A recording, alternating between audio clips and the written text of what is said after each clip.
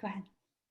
Okay, so in this episode, we'll be talking with another network marketer to help our listeners gain a better understanding of the type of people who succeed in this business, types of background they come from, how they became involved, and their thoughts about what it takes to be successful in this business. Today, we have a very special guest, Laura Wells.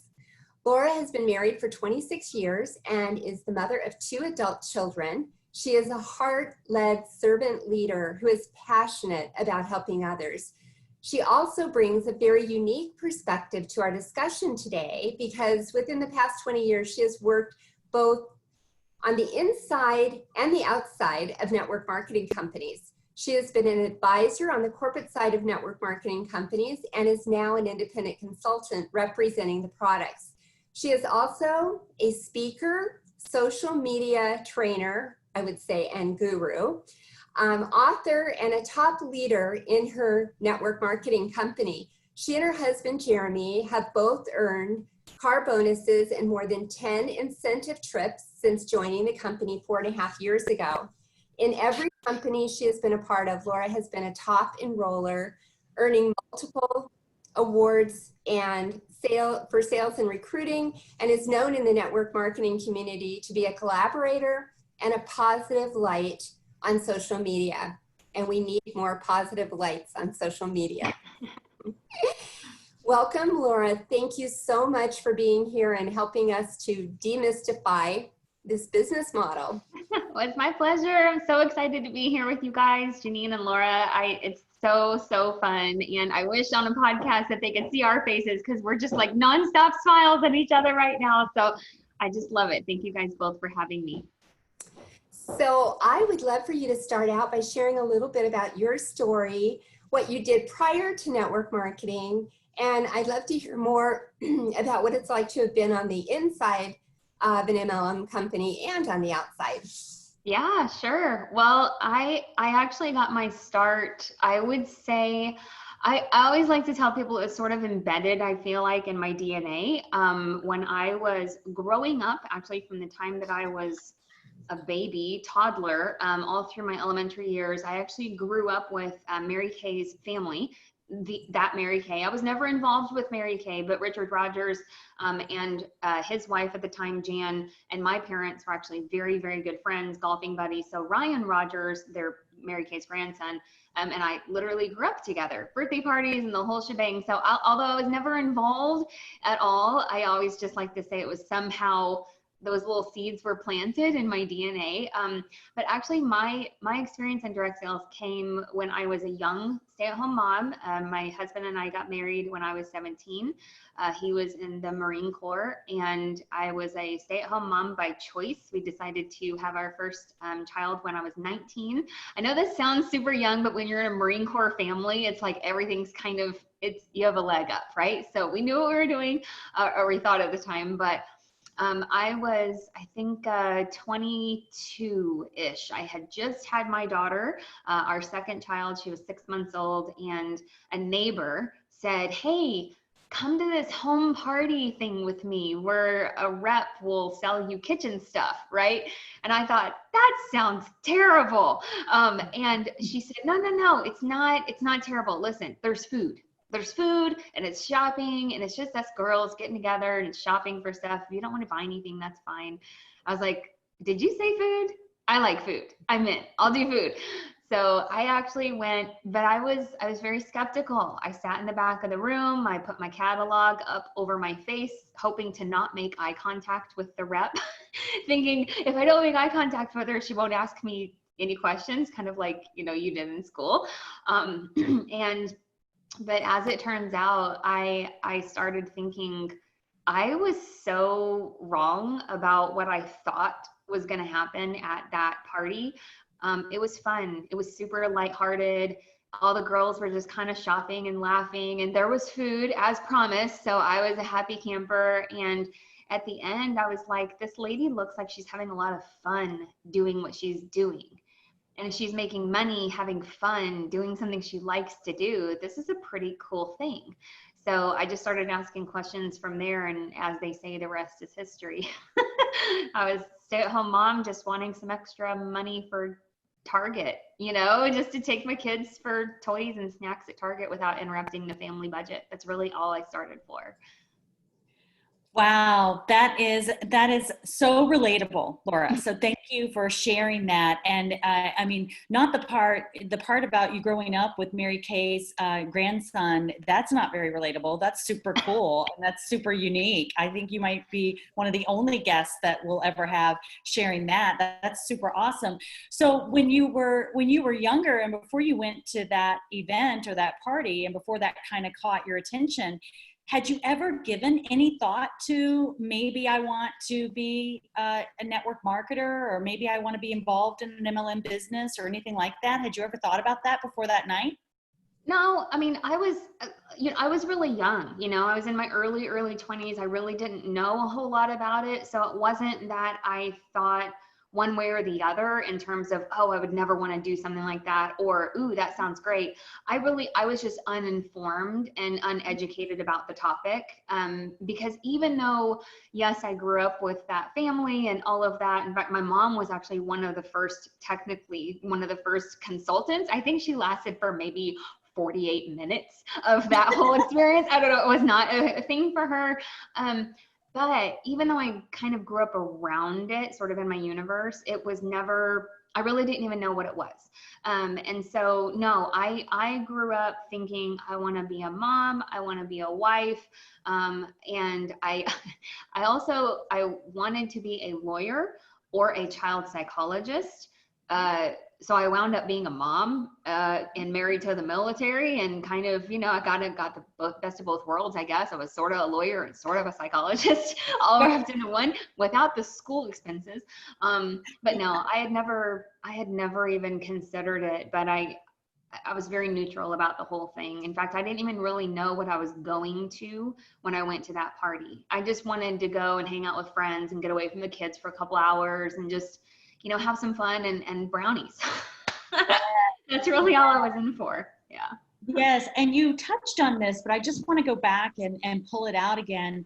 What was it that appealed to you about the concept of doing what she was doing? What did you see in what she was doing and you thought, I could use that in my life? I'd like to have that in my life. That's such a great question. And I'm excited to go back and listen to podcasts if you ask that every time to every guest, because I think it's going to be different for everybody. I've got a large team, and I love finding out why they even said yes. I find it so fascinating because it really is different for everybody. Some people would be in a position like mine as a stay-at-home mom married to an enlisted person in the military. They don't make very much money, by the way, y'all. Going in that realm, and some people would go into that environment thinking, I need the money. Show me the money, right?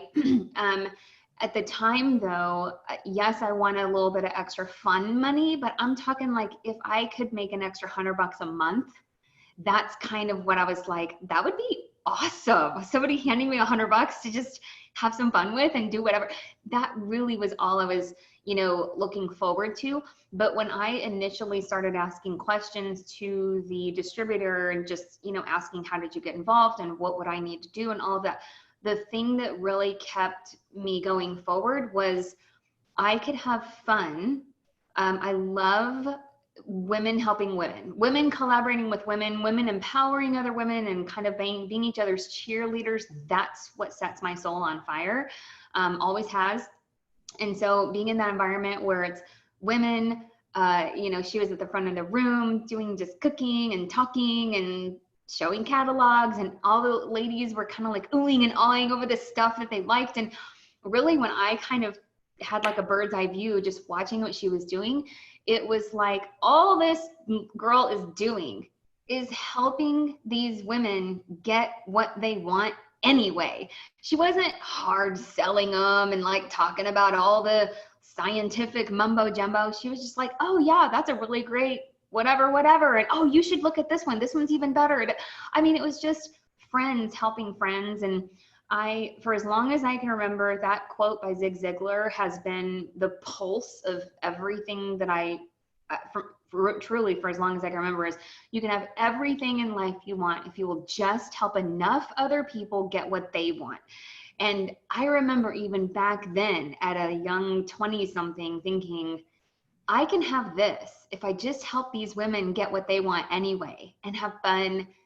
Why not? Why not? It's fun. And it really was fun. I mean, obviously I was with that company for about 10 years, and I love it. Even still today, I'm not with that company anymore. I haven't been for over a decade, but I love it. I speak very highly of it still to this day. That was a great experience. So I'm just curious how, so you've also worked as an advisor too, or you've been in network marketing companies in that capacity. How did that play into this? Did it make you want to do network marketing even more after you got to see more of the inside, or how did all that play into this? Yeah, so in my experience of that home party business, there was a time in our life, like a defining moment, I like to say, that made me decide to transition my business from a hobby to a real actual business. And I loved the freedom and flexibility to make that decision, right?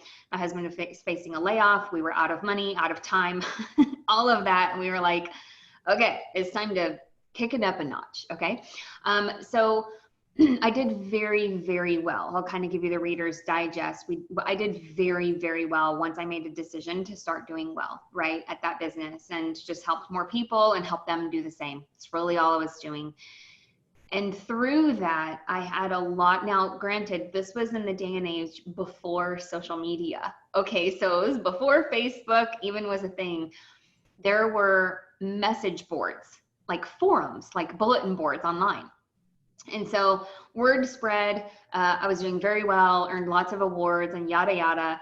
And other people from that company and other companies started reaching out to me saying, can you help me grow my team? Can you speak from our team call? We're having a, team phone call. We're having a meeting, all that. And they started asking for advice. And again, you can have everything in life you want if you'll just help enough other people get what they want. So I was not financially tied to those people. I benefited in no way. I never collected money to train those people. I wanted to see other people win. So I did. I started saying, yeah, I'll be on your team call. Yeah, what can I do? How can I help? Started giving them advice. And organically, it just kind of grew into people like at corporate offices were saying, what's changed in your team? You're doing so well now. What's the difference? And they're like, well, there's this, I met this person. Her name is Laura Wells, and she's really helped me. It's like, oh, well, is she a coach? Is she she's just friendly. I don't know. Like, I wasn't charging. I still don't know. I don't have classes or courses or any of that stuff. And so long story short, I was there in the, like kind of, making my way around the social space as social media started to launch. Facebook became a thing. And I started reaching out, wanting to network more face to face. I really wanted to teach people, especially women, how to grow their businesses online in high tech ways, but also offline in sort of a high touch way, right? Heart to heart. And so I started leading networking events face to face there in my local community. And I met a woman who was actually the founder of a very large entrepreneur organization for women, global, trying to get it off the ground. She needed help because it was growing. And I, again, raised my hand and said, I'll help you. I love women. I love helping women. And I kind of know my stuff around business, and I know how to network and build relationships. Let me help. What can I do? And that phrase opened up the doors where I became president of her company a few months later, expanded it from 50 markets in the United States to over 250 locations in 7 countries. Just really, truly just building women, helping women, helping women.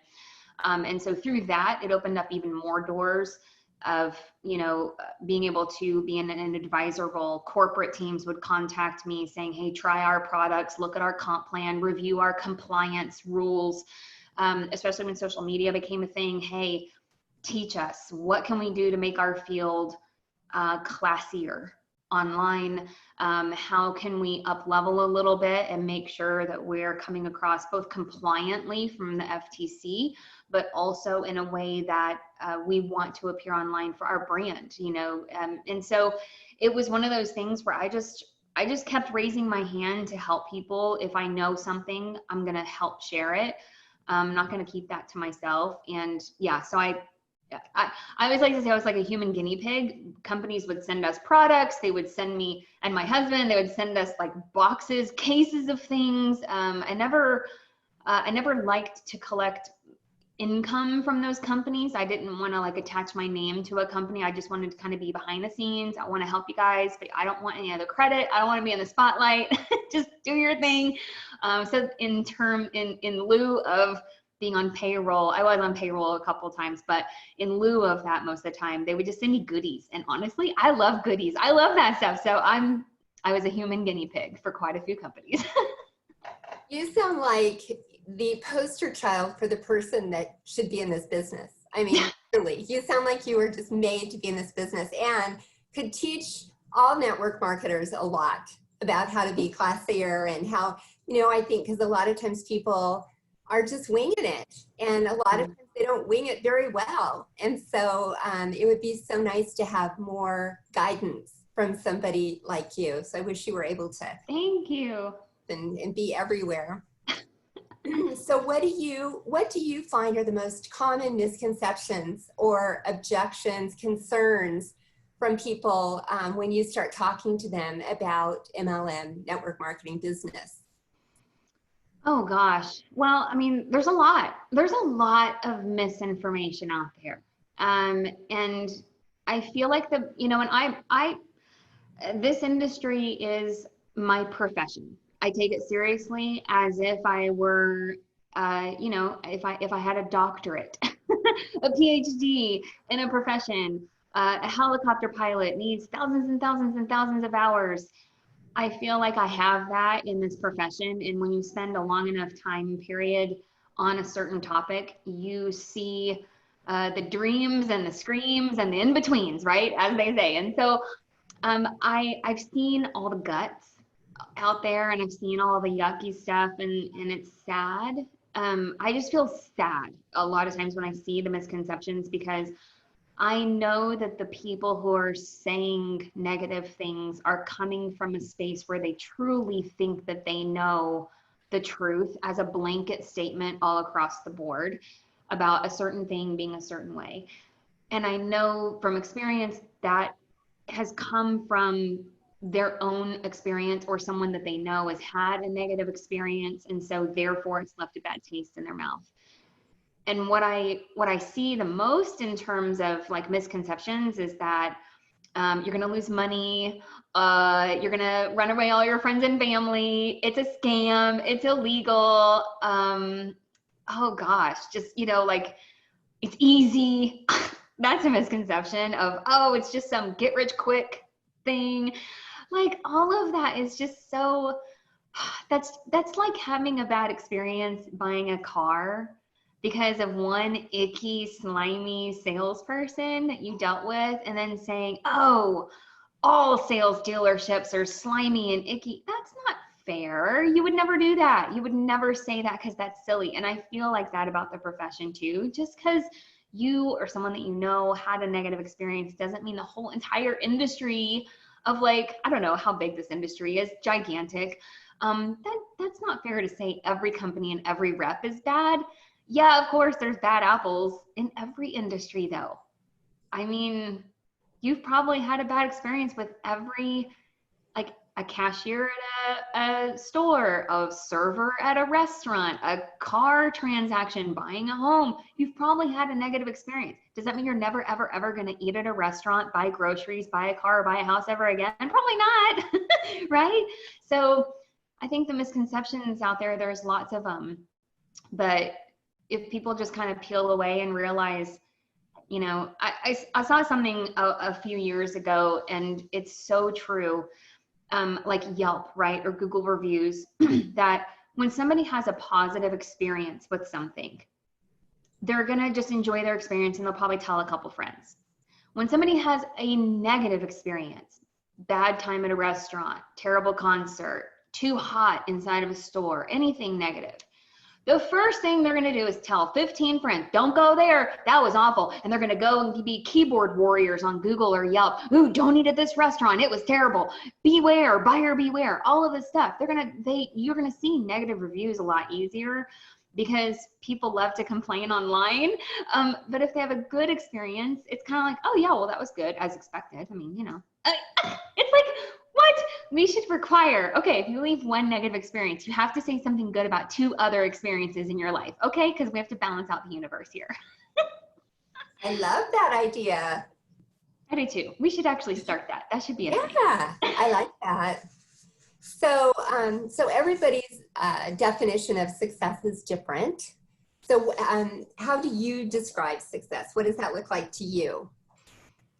To me, it looks like that Zig Ziglar quote. I keep going back to it, and I know that sounds cliche. When you can get what you want and do so by helping other people get what they want, by doing no harm, by helping other people, by serving, by doing it with integrity, that's a huge, if I could change my middle name, I would like to change it to integrity, because I feel like if you don't have integrity in what you're doing, it'll all be tainted with just this black cloud over your business. It follows you wherever you go. Maybe not next week, maybe not next year, but it will pop back up. And so success to me means hitting some of my goals, providing freedom, for my family, whatever that means. It's a relative term, right? Freedom can be financial. Freedom for me personally is having time with my husband. He's not at corporate America, he's at home.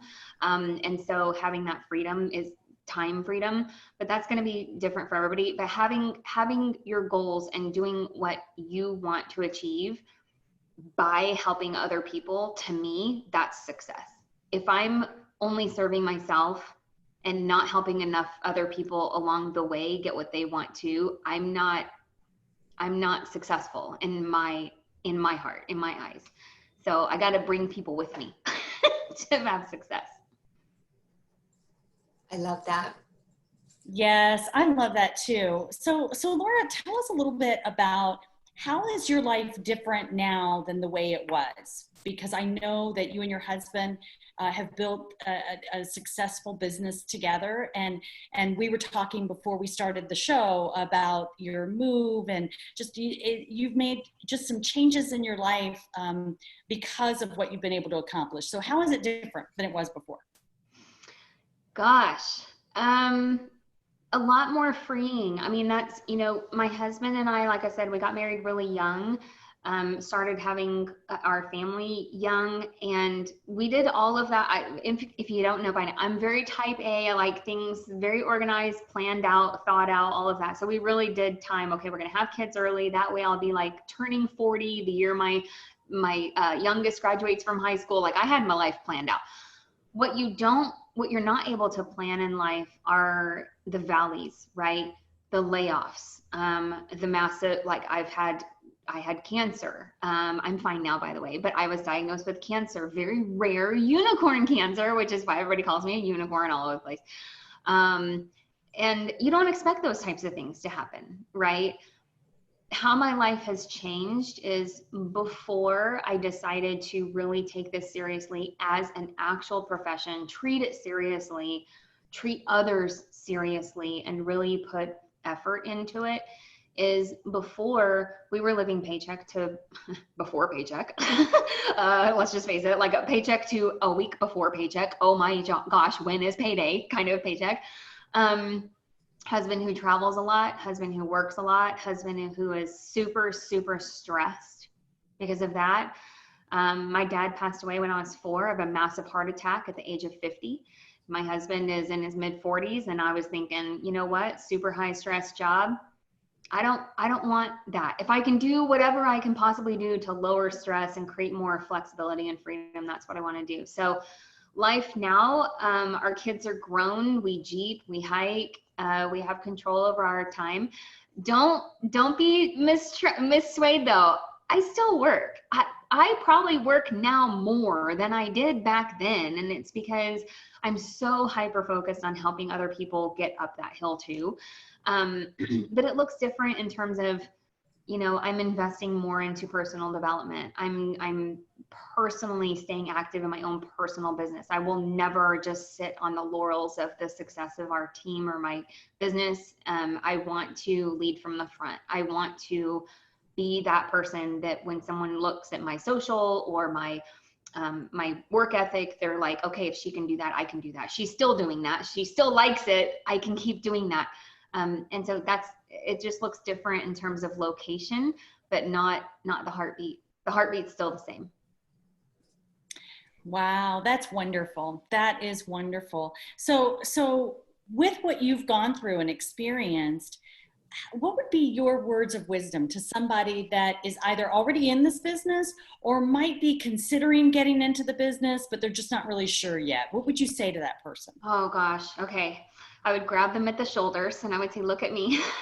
I'd give them a hug and say, welcome.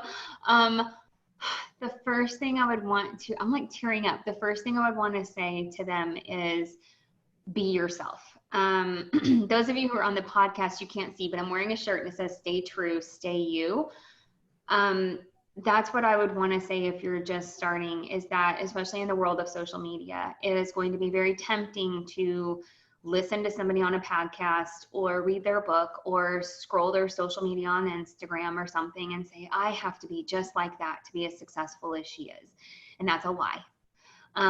Don't let anybody, including your own mind, tell you that, because you need to be you. You just need to be the best version of you that is there. That's the first thing. Now you're going to personally develop, you're going to read, you're going to invest into your time, you're going to up-level your business skills, you're going to learn like closing strategies and the art of language. You're going to learn all that stuff as you go. But if I could say like one phrase to like put this on a Post-it note, tag me or something, like put it on a Post-it note, do it ugly. Be willing to just step out and do it, even if you don't know what in the heck you are doing yet. Be willing to do it because someone somewhere is out there praying for that thing that you have right now. And if you're too scared or self-conscious or worried or afraid to share it and put it out there, you are not able to be a ripple effect that could potentially be a blessing for a lot of people. So if you stay stuck because your own worries and fears, you're not able to impact and bless other people. So stay true, stay you. But be willing to go out there and do it, even though you're afraid, but just keep going and stay consistent, stay at it. Don't quit. I'd say probably the biggest problem in direct sales, network marketing, MLM, all that stuff, as an entrepreneur in general, I've got a friend who's starting up a little boutique. And she's 6 months in and she's had struggles and pitfalls and valleys and negative reviews about her brick and mortar store. And she's like, but people don't understand. And she's 6 months into it. She's thinking about quitting. You guys, that happens in every business. And I'm like, no, don't quit. Show up even stronger. Show them why you're doing what you're doing, because your story of overcoming is going to inspire the people who come in after you who also think of quitting. But when you don't quit, you're going to be able to inspire them not to quit too. That's a ripple effect. That's what we're here for. On this planet, there's a bigger picture. Create a ripple effect of positivity and keeping it going and encouraging each other, like wrap your arms around each other. That is literally what makes our planet spin. And I believe that if we can just empower each other and keep more of that going, the world would be a better place. I'll leave it at that. So why do you think more people don't succeed in this business? Maybe besides the fact that they quit. I mean, why do you think that is? I think sometimes people get ahead of themselves in trying to be inauthentic. And so if it wasn't that they quit too early, I feel like they come across as something that they're not. And I actually feel like that probably backfires. You know, there's people who think, oh gosh, they all say the same thing. They're all copying and pasting the same posts. They're all, you know, and I feel like that is actually something that happens. And I feel like it also does a disservice to that genuine new rep who just wants to just make it happen. You know, it's just a mom who wants some extra money. It's a dad who wants to be able to quit his second job. They have good intentions, but I feel like what holds them back is that they are afraid to step out and just show the world, I'm learning how, I don't know what I'm doing, but I'm learning. I love this product. I don't know anything about why it works or how it works or whatever. All I know is I love it and I want you to try it. If more people would just come out and say, dude, I found this product. I super love it. I don't know how it works, but I know I feel great. Try it. Like, don't you feel like more people would be willing to hear what you have to say versus some scientific mumbo jumbo that they copied from an upline or whatever? It sounds fake. And it not only does you a disservice if you're doing that, but it also does our whole industry a disservice, because that's what like naysayers are like, oh, look at them copying, pasting. It's a win-win if you could just be more yourself and be more authentic. You know, I think you bring up such a good point, because I think one of the things that I actually love about this business is that you bring into it who you are. Yeah. And, you know, if you're a person who really is more comfortable being more kind of professional or corporate, or you're somebody that likes to do this at a mom's group with your friends, or if you're quirky, if you're, you know, I mean, like there are so many different versions of what it can look like. So I love that you brought that up. Is I think a lot of people are trying to be somebody else instead of being themselves. Yeah.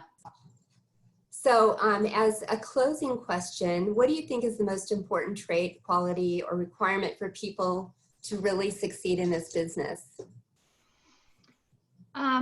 Number one, you have to actually care about helping other people. I know that sounds really weird to say.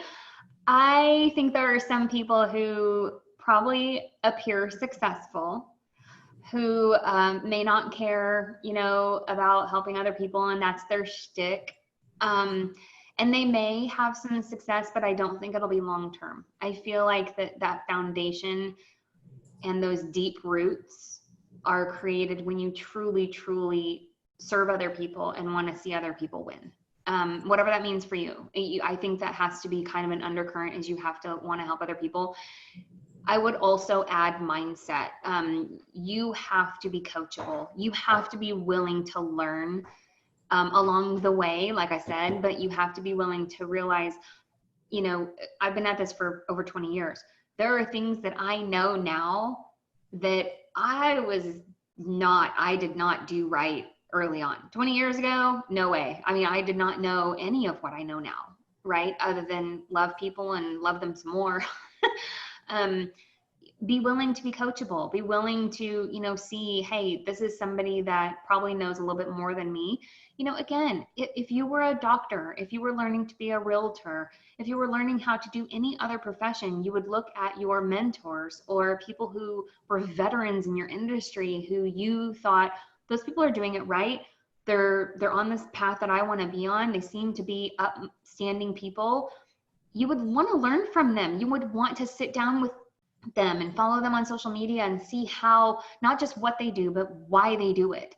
And you have to do that in this business too. Be willing to learn from the people that are doing something the right way, and not just the money grabbers. You know, learn from the people who you actually want to emulate. I love that. You brought up so many beautiful things about this business. Thank you. I love this business so much. Thank you so much. It's been such a pleasure spending time. It's been so fun for us to get to know each other and to do this together. And thank you for this voice of truth and this voice of compassion that you have for what it is that this industry is doing. It's making a difference already. I'm so excited. Thank you two very, very much for having me as your guest. Seriously, it's an honor, and much love to all your listeners. Keep on keeping on. I'm excited. Thank you. Thank you.